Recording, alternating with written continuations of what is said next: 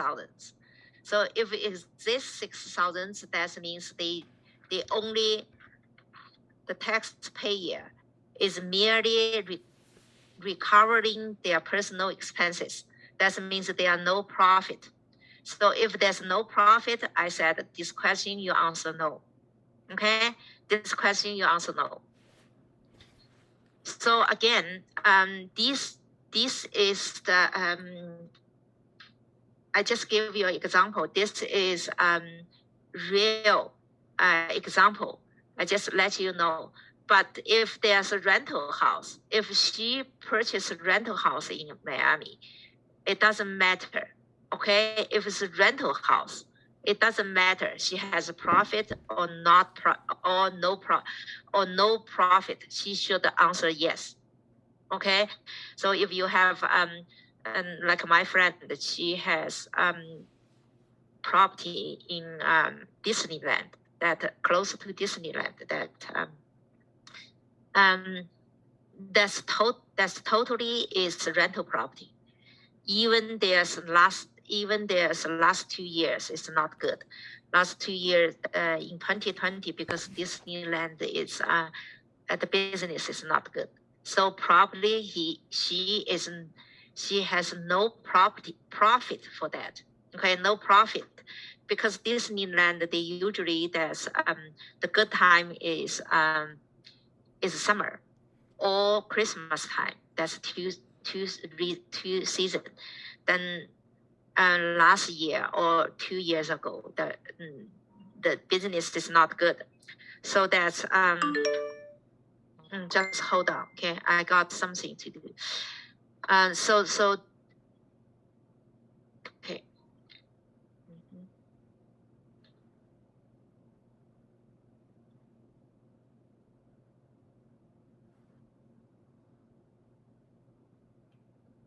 Okay. Yes. So so for in this case, because it's a rental property, so if it's a rental property, they will say yes, even they are not make profit, even there's not make profit. Okay, for that and for that friend, she has a property, rental property. She purchased that property is for rental purpose. That the rental property, even she's not making money, so she got lost. It's not a profit for last year, for in 2020 or 2021. Even they does not make money, but still the answer question is yes. Okay, the rental property you have to answer question is yes. And another story is for the student. The student, they have a home, and is their principal resident house in Philippines. Then he immigrated to Canada. Then he left that house for her sister or for her brother, or peasants even. So in this house, if this house is over 100,000, so for this one, then they says yes or no. The question is yes or no.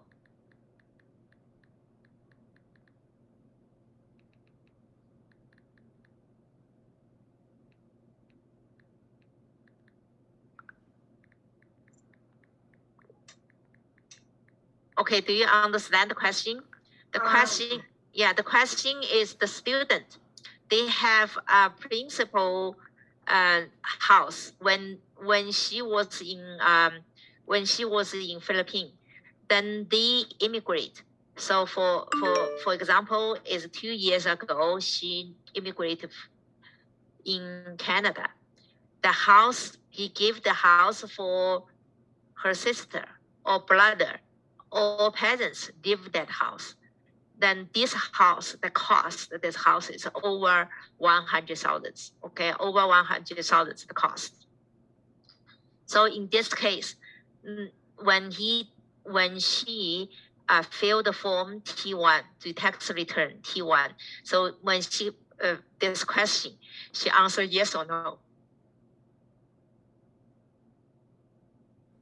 Is she like, I just have a question. Is she like transferring all the names under No. their No, it's it's still under her name. Still under her name. Yeah, she just let her brother and sister, all peasants, whatever, okay, relatives, lived in that house. It just. Is it like still consider yeah, is it still considered is as personal use? Personal uses. Because there's no income from that property, is it? Yes, yes. Then the That's question right. is no, right? The question is no. Yeah. So this question is no. Okay, the question is no because it's not a rental property. But if she has a rental property, if she has a rental property, she need to answer yes. Okay, she need to answer yes. Because the rental property, she's getting a rental income. She's getting income from that. If she get the income from that, and they have a profit, so keep in mind it's profit. Okay, if it has profit, so the profit, so you need to report that income. So basically is this. Okay, I hope everybody can understand better for this question. Okay, so that's the foreign property. The second, we come across the second question. Okay, so the second question is, that's easy for everybody, right? The easy for everybody is EI in the CPP.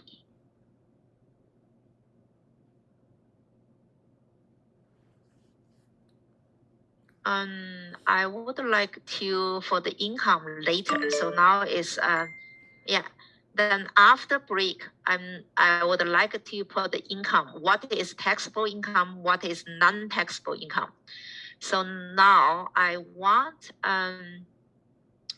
just simply explain. Simply go through this one.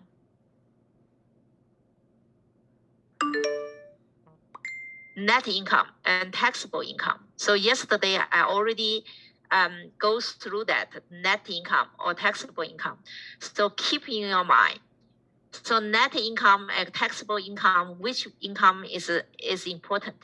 Yesterday I said, which income is important? Or they are both important? Equal. Which one?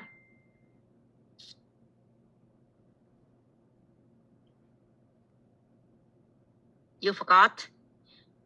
The What's answer. The question?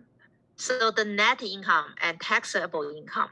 So net income, I said, which concept is important? So that's net income is important or taxable income is important, or they are equally important. Yesterday I said, okay, so I think there's you forgot. So I said net income is important. Okay, net income is important, everybody. So if I give your question for multiple choice, I put the net income and taxable income and the total income and something like the benefit income, something employment income and self-employment income. I want you to choose which concept is important for our tax return. When we calculate our tax return, which concept is important? So probably you guys is no idea. Okay, so net income is important. Okay, why net income is important? So net income is what the income tax at. Okay, so I need to go. I explain to you income tax act. So income tax act is a law. Okay, income tax act is a law. So the law is they just have a detail what the incomes is and you have to report in your tax. You need to pay the tax, whatever. Okay, the income tax is tax act is income tax law. Refers is taxpayers' income for the year. Okay, in this one is taxpayers' income for the year. Is refer is net income. Is not total income. Okay, that is personal total income. Person's total income from all the report sources and minus specific allowable deduction. So allowable deduction, yesterday I just go through, I just tell you is on T1 page 4, right? T1 page 4, there's lots of allowable deductions like childcare expenses, RRSPs, and the moving expenses and the union due. So the union due is you pay to the union. You pay the fee, annual fee to the union, or you paid annual fee for membership or something like that. Okay, CPA membership or something like that. So we says union due. So that this one is all allowable deductions. So your total income take away allowable deductions, like the doctor. Okay, the doctor, then they has very high income. Then also they pay very high amount for the lessons. They have every year they have lessons, right? They have to renew their lessons. So when they renew their lesson, they pay very high, it's a couple of thousands, and also their insurance is very high. Okay, the doctor for their insurance is very high, I tell you. So these are all deductible because the doctor, they deal with a life. Okay, they deal with a life. So if they made some mistake or something, that's the cost lots of money. So the insurance will pay it, but the insurance premium, the doctor insurance premium is very high.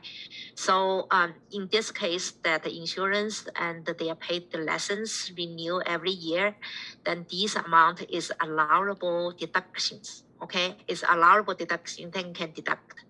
So the total income and minus deductible allowable deduction.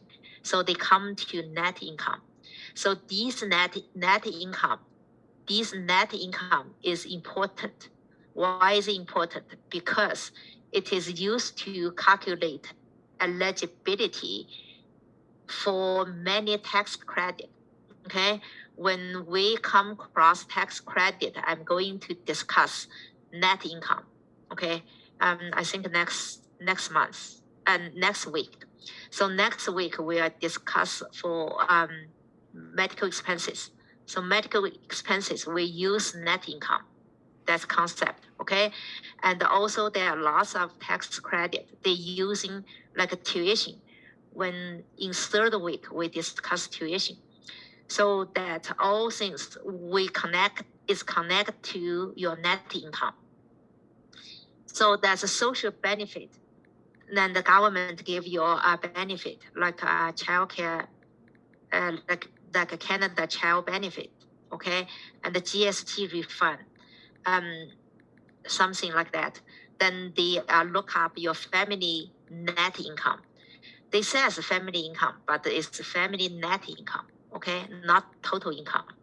Say GST, HST credit, personal amount for dependent, yes, personal amount for dependent, a personal amount for your spouse is all net income. And the Canada child benefit. Okay, so this all the government they issue, they look up your net income. Okay, then taxable income. So taxable income is the income on which tax is levied. That means taxable income is the tax. It's the tax. Okay, they calculate the tax. Okay, so that the income is calculate tax. Do you remember yesterday I tell you is Mary has 100,000 taxable income. So 100,000 is taxable income. I didn't say it's 100,000 net income. Okay, so we calculate the tax is depend on your taxable income. It's not your net income, not your total income. Okay, and these may not be as same as net income, since the Income Tax Act allows certain deductions from net income, okay, to arrive the taxable income. For example, the following type of net and non-taxable income are deducted from the net income. So the workers' compensation payment, that's WCB, right? WCB is, we call somebody is injured, then he cannot come to work. So the WCB will pay that income pay the money for him. So that is workers' compensation payment and the social assistance payment. So a social assistance payment is not taxable, okay?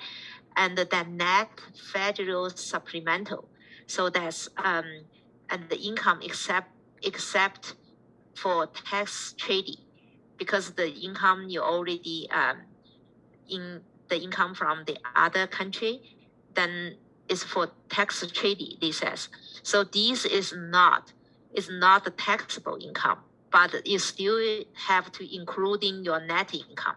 Okay, this income is, this says is not taxable income, is not these incomes, is this kind of incomes is still you need to put on T1. But when you calculate the tax, they are subtracted. Okay, it's still including your T1 because they still calculate for net income. Okay, for net income. So it's still including your net income, but not including the taxable income. So that's like, for example, the pension, you got pension from some not the pension from the police pension. Okay, the police when they retired, they got pension, so it's not taxable. Okay, but it's still including net income. Okay, so yeah, so we go through this one. So what time now? Okay, we have half hours, so we still have half an hour. For CPP, okay, and I think everybody here, because you are payroll, you do accounting major, and you do the payroll, you are very good with CPP and EI. I just go very quickly, okay, because only half an hour, then we can take a break.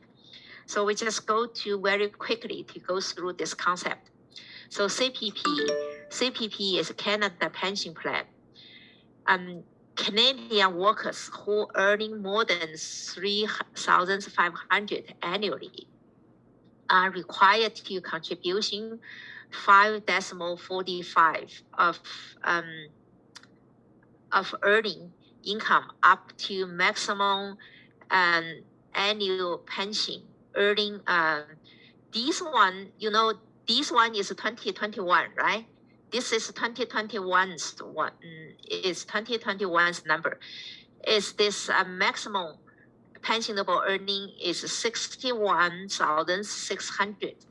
Then their employer must contribute and match this amount each year. So when you contribution CPP, then if you have an employer, then your employer has to pay the same amount, contribution same amount in your CPP account. Okay, so is anybody know 2022? In 2022, this one is how much? This one is 2021, 5.45%. 2022 is how much? Is anybody know 2022? Then we go through it. Okay, 2022 two is increased. It's 5.7%. Okay, so the contributory period beginning on your 18th birthday, okay, 18th birthday, and the end when you begin receive the retirement benefit, it tend to age 70 or pass away or before you pass away. So you may continue to work while you receive your CPP retirement pension. So if you are between 60 to 70, you between 60 to 70, that's your choice. Okay, your choice. You can, if you still work, you can continue to contribution CPP, or your CPP contribution will go toward the past retirement benefit. So that's which increase your CPP retirement income. That means when you are 60 to 70, then when you still work, right? Then you choice, you can contribution CPP or you are not. So the contribution CPP, that means you increase your CPP account is increased. So when you retire, then you get more money for the pension. So at age 70, your contribution to CPP is ceased. Okay, you stopped. It's ceased. Even you are still working. So even you are still working, you don't need to pay CPP. Okay, whether you're employer or you're self-employer. Okay, so this one's EI. So the CPP, okay, CPP in 2021 is maximum amount is 71,600. Then the exception is 3,500. So the rate, contribution rate is 5.45. So maximum is 3,166.345. So for 2022 this year, okay, 2022 this year is the rate, contribution rate is 5.7. Then the maximum pensional earning is 64,900. Then the maximum contribution is $3,499.80. So this one is, I think everybody is due the payroll. So is anybody confused for that? Is anybody confused for that? So the pensionable earning, what is maximum pensionable earning? Is anybody confused for that? And what is maximum pensionable earning, or what is maximum contribution? Yes, contribution for the annual contribution for the individual is 3,499. Yes, that's this year, right?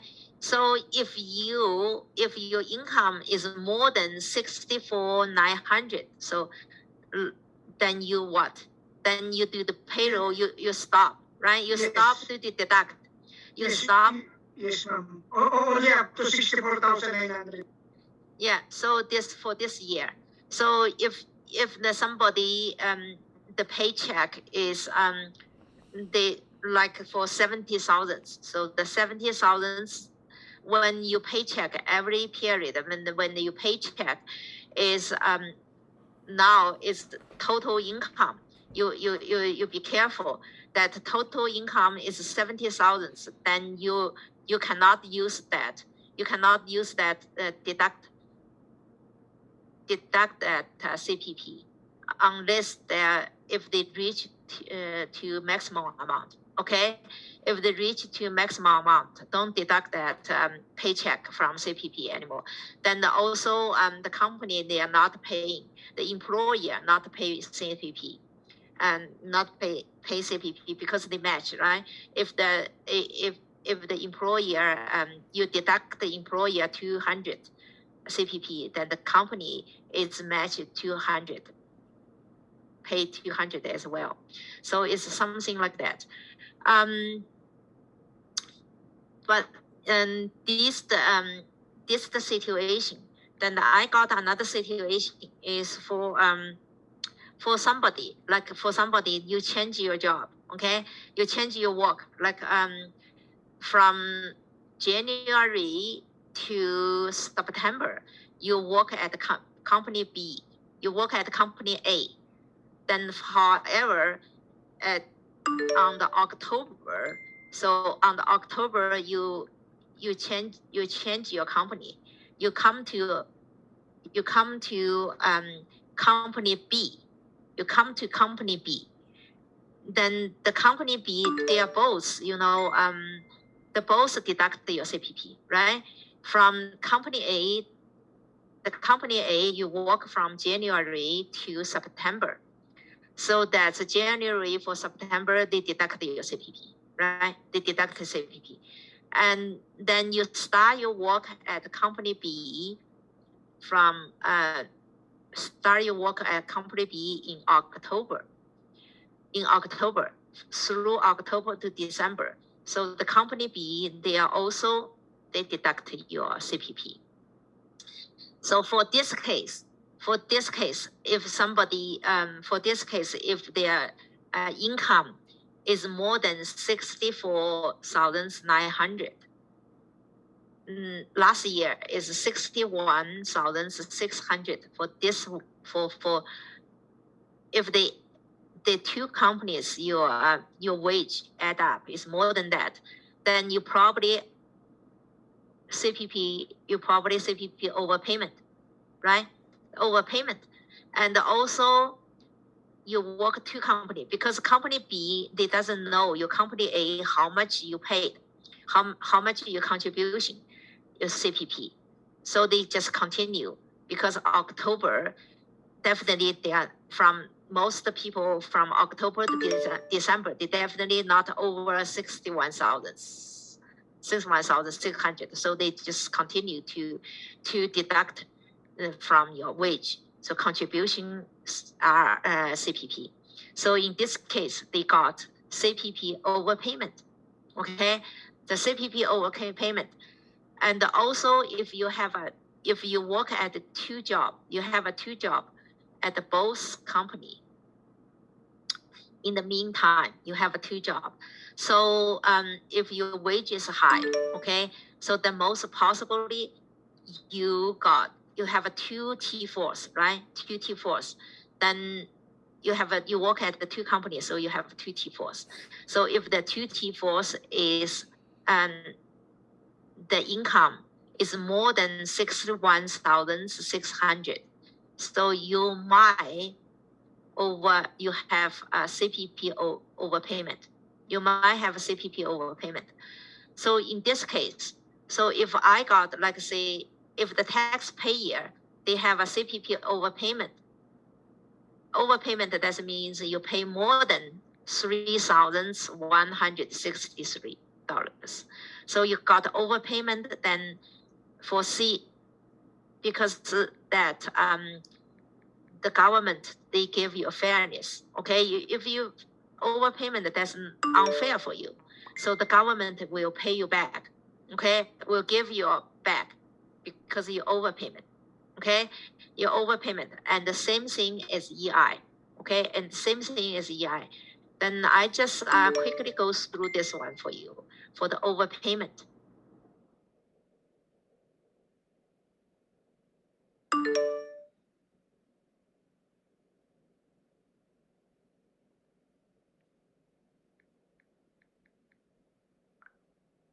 Let's see.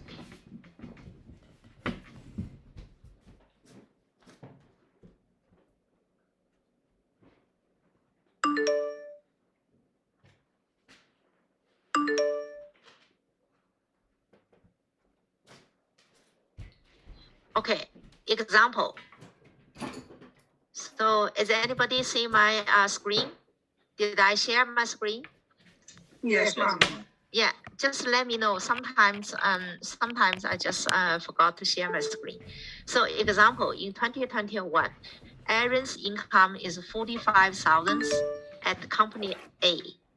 Okay, so at company A, so that 45, so the CPP calculation is, we just looking up CPP, okay, EI will later. So CPP, so the CPP is 45 minus 3,500, then times 5.45%.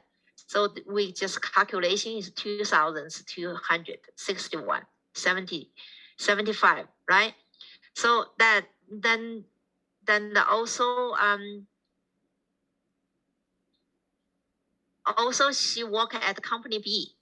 So the company B she got in 2020, Aaron still working at the company B. So in company B, she got 60,000 at the company B. So the 60,000 minus 3,500.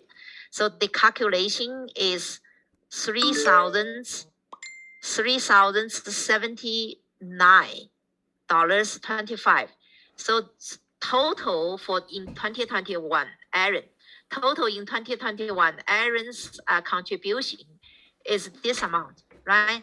The 2,261.75 plus 3,079.25. So that's 5,000. Aaron contribution in 2021. So CPP is 5,000. So we know the maximum contribution is $3,166.45. So that means Aaron is over contribution, right?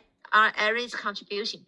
In this case, why? Because the company A, they doesn't know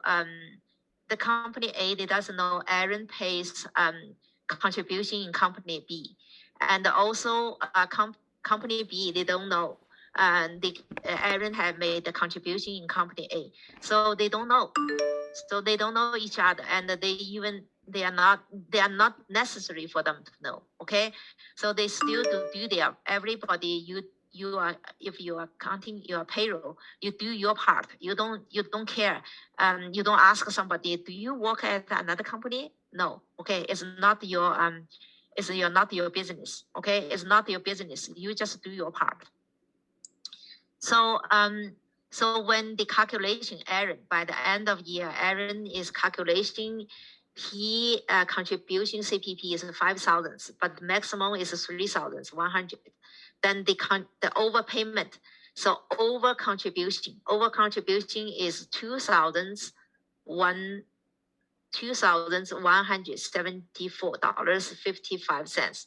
So this over contribution. So the over contribution, they can get this 2,000 money back. Okay, they can get the 2,000 money back. So in our system, so I just give you roughly calculation, but our we are doing electronic tax return. So the system is automatically calculate over contribution. Then the over contribution, that's over contribution, they will give you back. Okay, over contribution and give you back. Then I will show you later how that works. Okay, I will show you later and where you can find your over contribution, your money, you got your money back, and the system, where the system give to you. Okay, now I just give you a roughly idea, because you are before I teaching, if I teaching business administration or office administration, then I will explain to them. But for you guys, you should know the calculation. Okay, so does anybody have a question for this calculation? I believe not, right? Does anybody have a question for that calculation? None, ma'am. Yeah, I believe it's not. Yeah. So now we just continue for EI. The same thing is EI. So the same thing is EI. You might, if you have a two job or you work at the two company, you might over contribution is EI, because the same thing, okay, you might, it's not definitely, okay, you might. The EI is here. The EI is the same thing. So you know the EI calculation is when your income is over 2,000.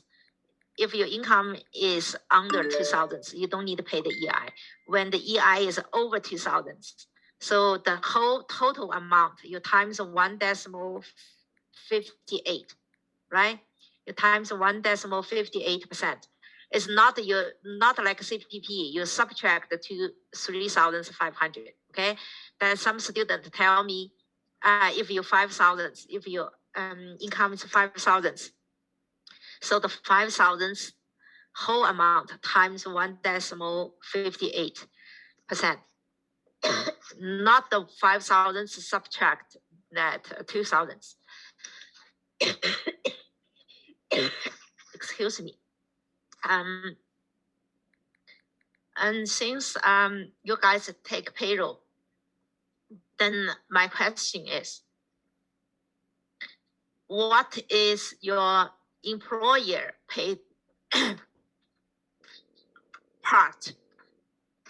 What is your employer part to pay?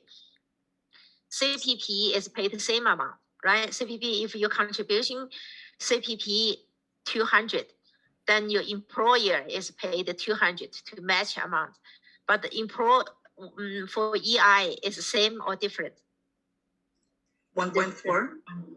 Yeah, 1.4 times. Okay, it's different. Okay, that means your employer pay more. Okay, so now I think I don't explain this. Okay, and I want to explain is for self-employment.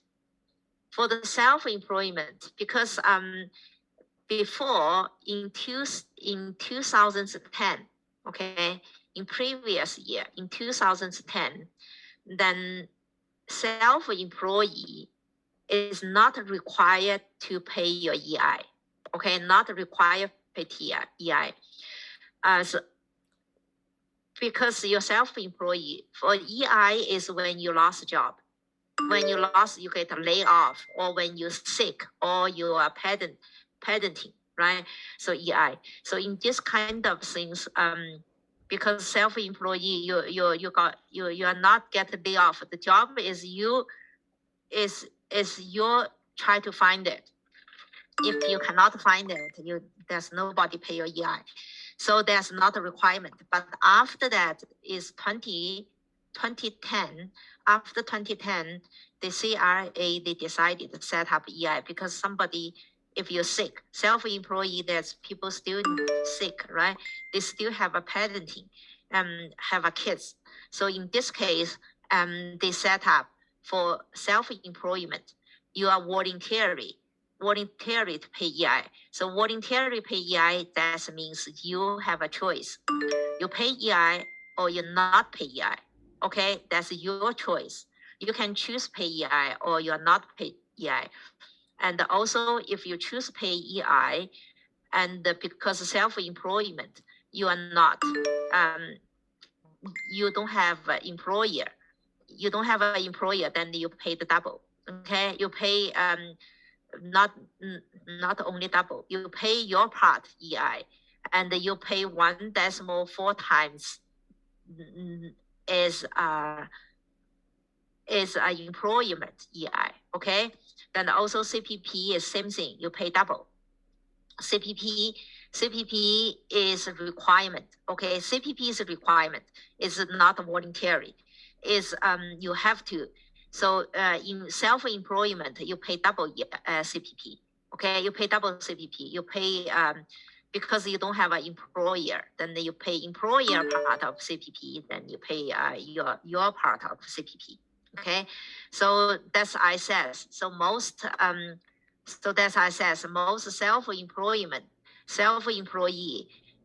you have balance on. Okay, they usually have a balance on. Because if you have an income, you need to pay CPP, and the CPP you pay double. if you choose to pay EI, then you have to pay. Okay, so so since January 2010, self-employed persons have been able to pay EI premium on the voluntary basis. In order to qualify for EI special benefit. Okay, what special benefit is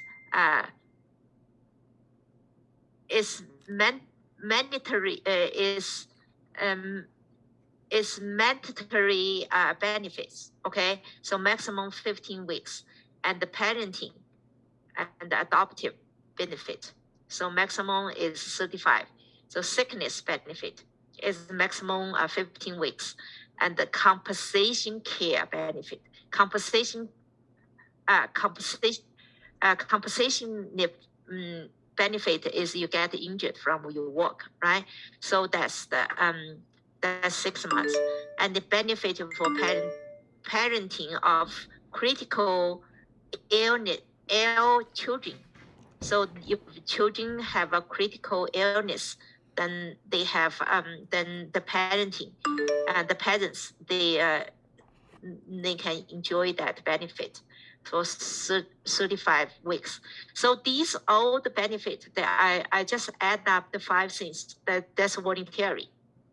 Okay, so for me, because I have self-employment income, right? I have a self-employment income.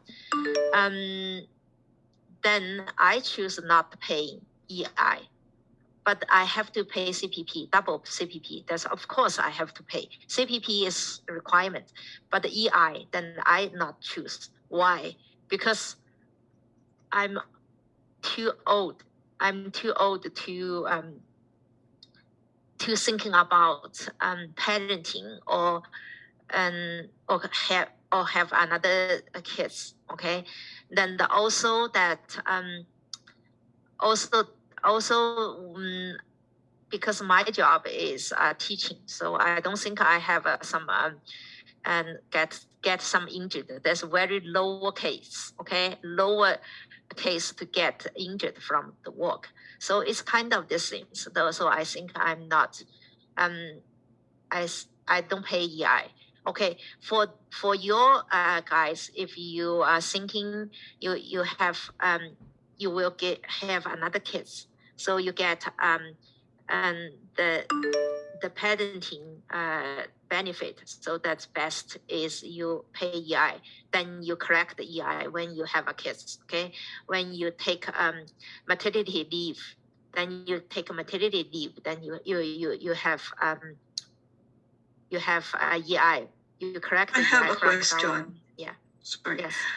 Yeah, it's like example, if you're a self-employed and you didn't pay the CPP, so what's the consequences? They will you the same thing is like the tax. You will get interest for that. They will send you there's a CR when you file your return to CRA, then the CRA will calculation, then they send it to you. So how much money you own, like Yeah. 2,000 you own, then you have to pay the Oh, interest. okay. Okay, pay interest. Possible you pay penalty. Possible you pay penalty, but it depends. Okay, if you have a good excuse, then they don't ask you penalty. But definitely you pay interest. So the interest is very high. So the CPP for as long as you have net income from your self-employment, you must pay. Okay, you must pay CPP, and also CPP is double. EI is your choice. Okay, EI is your choice. If you think you have you is going to get another child, if you have a very weak kids there, so you possibly you pay the EI, then you can correct the money from the when something when the situation is coming, then you can correct the EI. Okay, so now that's I just gave to you is now the EI self-employment, you can pay EI and you can correct the EI. Okay, it's not layoff. Okay, there's no layoff. There's a special benefit. So it's this kind of special benefit. So layoff, you're not you won't able to get layoff for that. Okay.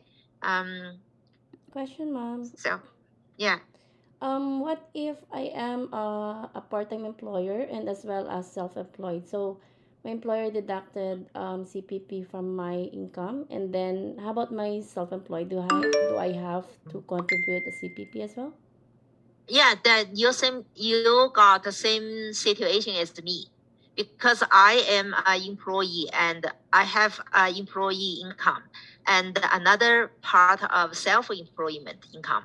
So employment income is they definitely will pay the EI, we definitely pay the CPP, right, from every paycheck. So when you have a layoff from that company, like say you work at ABC company, and then you got layoff for that company. Okay, then you get EI from that. You get EI from that. For the self-employment, and is your choice. Okay, it's your choice. You not pay EI. Okay, About the it's CPP, your ma'am. choice. You pay the EI or not pay EI. But when another things, when you get a layoff from that company for ABC company, you get laid off, you correct the EI, you qualify for correct the EI, and you did correct the EI. But in meantime, because you have self-employment, then you have income from self-employment, then this means probably you are not qualified for EI because you have income. You're not qualified for EI. Then when by the end of year, your calculation, then probably you need repay. That means pay back for EI, part of EI, or you pay whole amount for EI. It's depend on your self-employment income. Okay, it's depend on your self-employment income. If your self-employment income is high enough, then you are not qualified, or you just qualify part of EI. So you possible your repayment, but I don't know how calculated that repayment. It's a CRA that they have a special rule to repayment.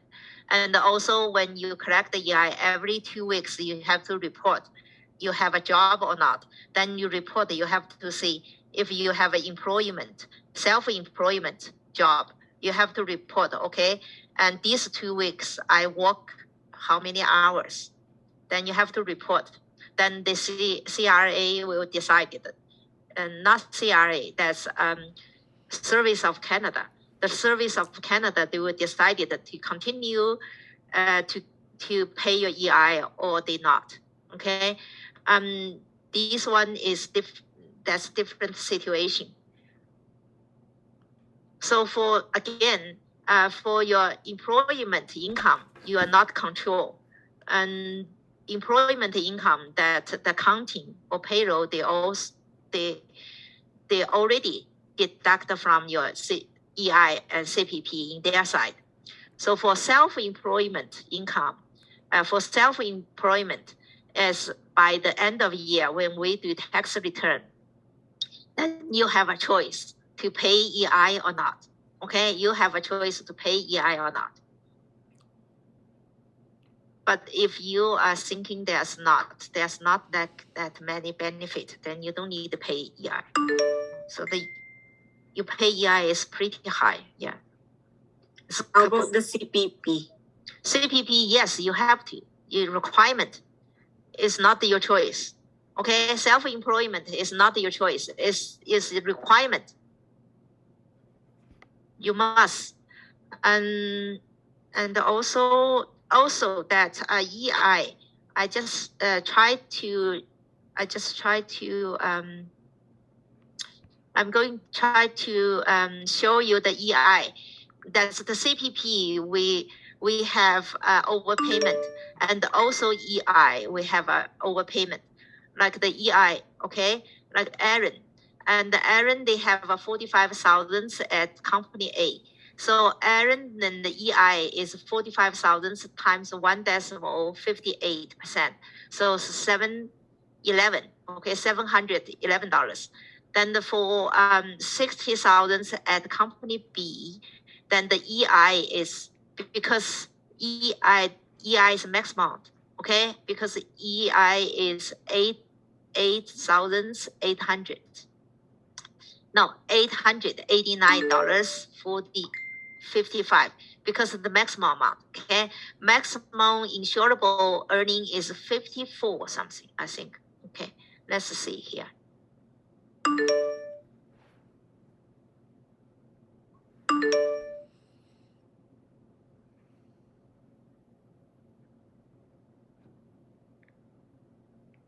Okay, here.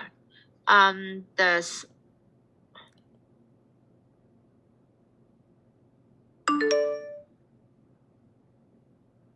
here. So the maximum earning is the stock. So the maximum is the maximum EI for 2021 is 56,300. So it's 60,000. Then they paid maximum. Okay, they pay maximum $889.55. So that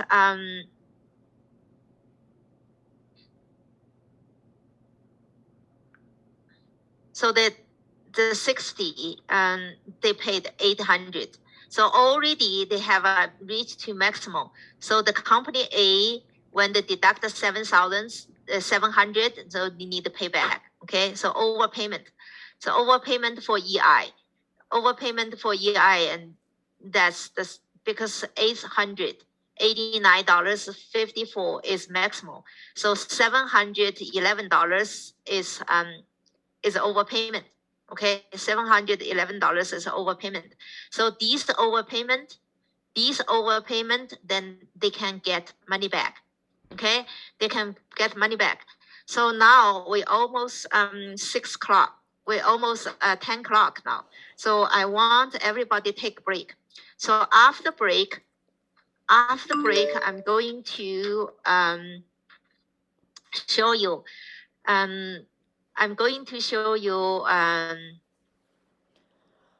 after break. I'm going to show you how the system calculate the overpayment and where the overpayment they show you. Okay, you get money back. How you get money back on the system on Stadio Tax. So now we take break. I'm going to see you at 10:15.